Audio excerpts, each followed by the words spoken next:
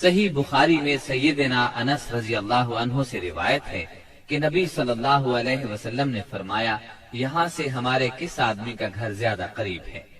سیدنا ابو ایوب انصاری رضی اللہ عنہ فوراً بول اٹھے، اے اللہ کے رسول، میرا یہ دیکھیے، یہ رہا میرا مکان اور یہ رہا میرا دروازہ۔ نبی کریم صلی اللہ علیہ وسلم نے فرمایا، جاؤ اور ہمارے لیے قیلولہ کی جگہ تیار کرو۔ انہوں نے عرض کی، آپ دونوں حضرات تشریف لے چلیں، اللہ برکت دے۔ اس طرح میزبانی کا شرف سیدنا ابو ایوب انصاری رضی اللہ عنہ کے حصے میں آیا۔ جب رسول اللہ صلی اللہ علیہ وسلم مدینہ منورہ میں قیام پذیر ہو چکے تو آپ نے سیدنا زید بن حارثہ اور سیدنا ابو رافع رضی اللہ عنہما کو مکہ معظمہ بھیجا۔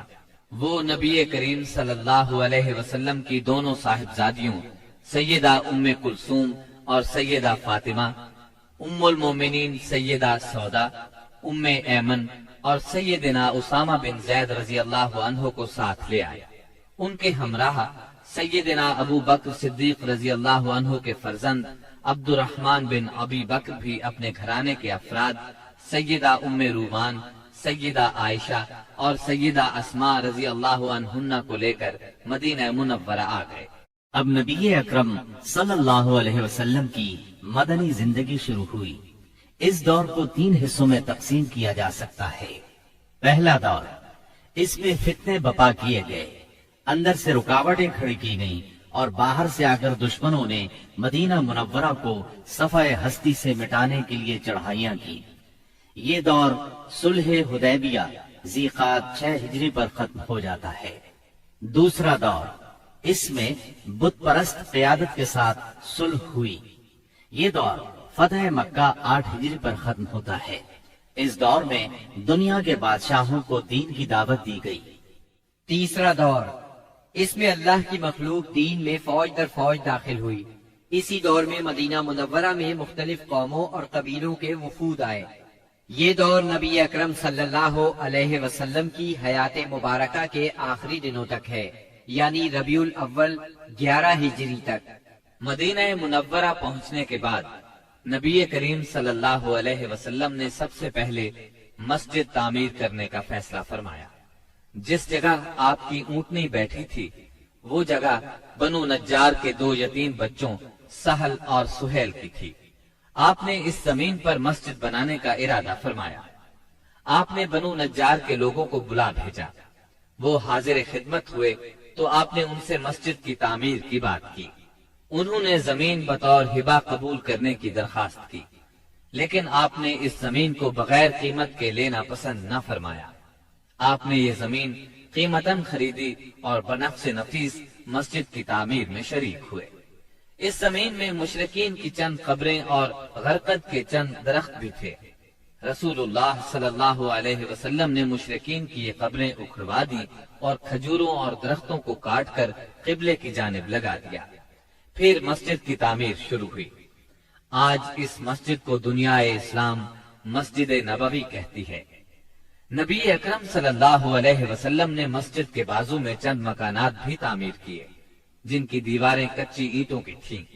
ان پر کھجور کے تنے رکھے گئے، پھر ان پر کھجور کی شاخیں اور پتے بچھائے گئے۔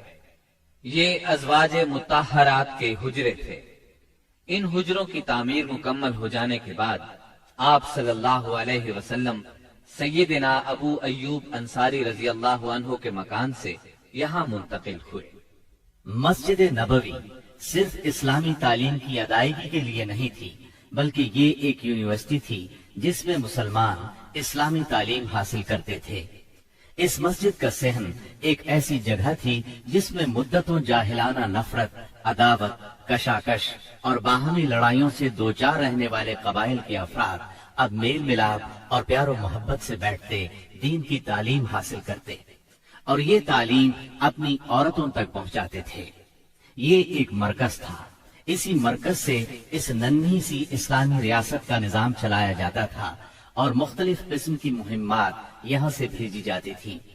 اس کے علاوہ اس کی حیثیت ایک پارلیمنٹ کی بھی تھی جس میں مجلس شورا اور مجلس انتظامیہ کے اجلاس منعقد ہوتے تھے۔ इन तमाम उमूर के साथ साथ मस्जिद नबवी फुकरा और मसाकीन की एक काफी बड़ी तादाद का ठिकाना भी थी। ये वो लोग थे जिनका कोई मकान नहीं था, जिनके पास कोई माल था, न बीवी बच्चे थे। इन्हीं असहाब को असहाब सुफ़ा कहा जाता है। अब मुसलमान पांचों नमाजें बाजमात अदा करने के लिए हाजिर हो रहे थे और इसके लिए वो वक्त का अंदाजा लगाते थे, मगर दिक्कत ये थी कि कोई बहुत पहले आ जाता था तो कोई देर से पहुंचता। चुनाचे नबी करीम सल्लल्लाहु अलैहि वसल्लम और मुसलमानों ने मशवरा किया कि कोई ऐसी अलामत इख्तियार की जाए जिससे सबको वक्त का पता चल जाए। सैयदना उमर रजी अल्लाह अन्हु ने कहा, क्यों न किसी आदमी को भेज दिया जाए जो अस्सलातु जामिअतुन यानी नमाज जमा करने वाली है पुकार दिया करे। रसूलुल्लाह सल्लल्लाहु अलैहि वसल्लम ने यही राय कबूल की और इसी पर अमल किया। फिर अब्दुल्लाह बिन जैद बिन अब्द रब्बेही अंसारी रजी अल्लाह अन्हु ने ख्वाब में अजान सुनी और आकर रसूलुल्लाह सल्लल्लाहु अलैहि वसल्लम को खबर दी। आपने फरमाया, ये सच्चा ख्वाब है। फिर आपने हुक्म फरमाया कि वो सैयदना बिलाल रजी अल्लाह अन्हु को ये कलिमात इल्का करते जाएं और बिलाल पुकारते जाएं, क्योंकि उनकी आवाज ज्यादा बुलंद और सुरीली है। चुनाचे सैयदना बिलाल रजी अल्लाह अन्हु ने अजान कही। उनकी आवाज सुनकर सैयदना उमर रजी अल्लाह अन्हु अपनी चादर घसीटते हुए आए और बोले, ए अल्लाह के रसूल, अल्लाह की कसम, मैंने भी ख्वाब में यही अल्फाज सुने हैं। इससे उस ख्वाब की मजीद तायीद हो गई और उसी रोज से ये अजान इस्लाम का शिआर बन गई। मस्जिद की तामीर से फारिग होकर रसूलुल्लाह सल्लल्लाहु अलैहि वसल्लम को उन मुहाजिरीन की फिक्र लाहिक हुई जो मक्का मुअज्जमा से बेसरो सामान निकले थे, सिर्फ ईमान और इस्लाम की दौलत साथ लाए थे। चुनांचे आपने मुहाजिरीन और अंसार के दरमियान रिश्ते उखुवत यानी भाईचारा कायम करने की तरफ तवज्जो फरमाई। आपने अंसार को सैयदना अनस बिन मालिक रजी अल्लाह अन्हु के घर जमा फरमाया। मुहाजिरीन की तादाद 45 थी। आप मुहाजिरीन और अंसार में से एक एक को बुलाते गए और फरमाते गए, तुम भाई भाई हो। फिर हुआ ये कि ये उखुवत हकीकी उखुवत से भी बढ़ गई। इस मौके पर अंसार ने जिस फैयाजी, ईसार और मेजबानी का मुजाहरा किया, इंसानी तारीख इसकी मिसाल पेश करने से कासिर है। अंसार ने मुहाजिर भाइयों की हैसियत मेहमानों की न रहने दी, बल्कि उन्हें अपनी जायदाद और कारोबार में बराबर का हिस्सेदार बना लिया। इस तरह मुहाजिरीन बहुत जल्द अपने पैरों पर खड़े हो गए। मुहाजिरीन से ये अंसार की मोहब्बत ही का नतीजा था कि उन्होंने नबी सल्लल्लाहु अलैहि वसल्लम पर अपने खजूरों के बागात पेश किए कि आप इन बागात को इनके और मुहाजिरीन के दरमियान तकसीम कर दें। आपने इनकार फरमाया तो अंसार ने मुहाजिरीन से कहा, आप लोग काम कर दिया करें, हम फलों में आप लोगों को शरीक कर लेंगे। आप सल्लल्लाहु अलैहि वसल्लम ने इस तजवीज को पसंद फरमाया। सैयदना साद बिन रबी रज़ियल्लाहु अन्हु बड़े मालदार अंसारी थे। उन्होंने अपने मुहाजिर भाई सैयदना अब्दुर्रहमान बिन औफ रज़ियल्लाहु अन्हु से कहा, मेरा माल आधा आधा तकसीम कर लो। मेरी 2 बीवियां हैं, देखो जो तुम्हें पसंद हो मुझे बतला दो, मैं उसे तलाक दे देता हूँ। इद्दत गुजर जाए तो उससे शादी कर लेना। ये सुनकर सैयदना अब्दुर्रहमान बिन औफ रज़ियल्लाहु अन्हु ने फरमाया, अल्लाह आपके आहल और माल में बरकत दे, मुझे आप बाजार का रास्ता बता दे। उन्होंने बनु कैनुका के बाजार का पता बतला दिया। ये बाजार चले गए, मेहनत मजदूरी की। वापसी पर उनके पास कुछ फाजिल पनीर और घी था। फिर थोड़े ही दिन गुजरे थे कि उन्होंने माल भी कमाया और एक अंसारी औरत से शादी भी की।